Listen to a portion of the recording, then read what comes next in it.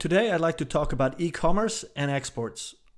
The thing I want to discuss with you in particular is how you can take the first steps in building a successful export business leveraging online marketplaces.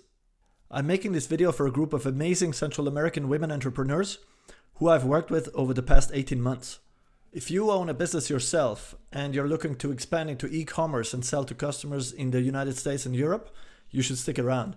Chances are that you are facing the exact same problems, such as expensive international shipping or problems receiving payments. This video is for you if you're a small business, an entrepreneur, or an artisan.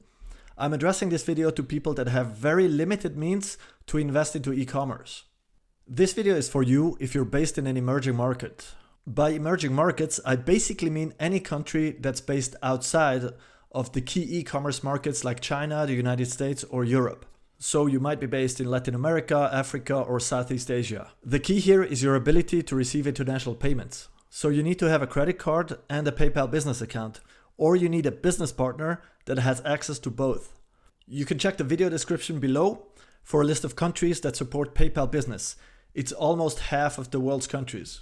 This video will be most useful to those of you looking to sell directly to the end consumer. So this video is about business to consumer or B2C trade, not B2B.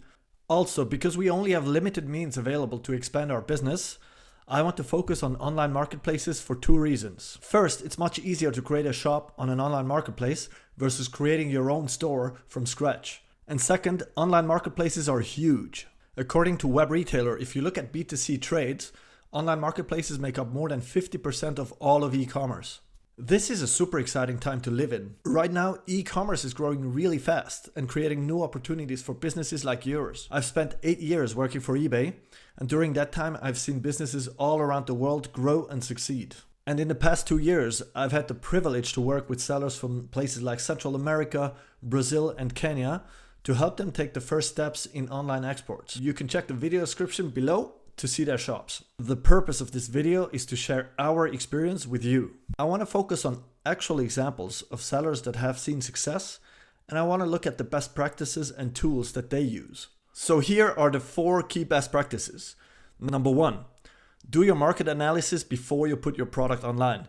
You want to be able to understand whether there is demand for your product and what the average price is. Number 2, you need to know your shipping and selling fees in detail, so you can know whether you can make a profit or not.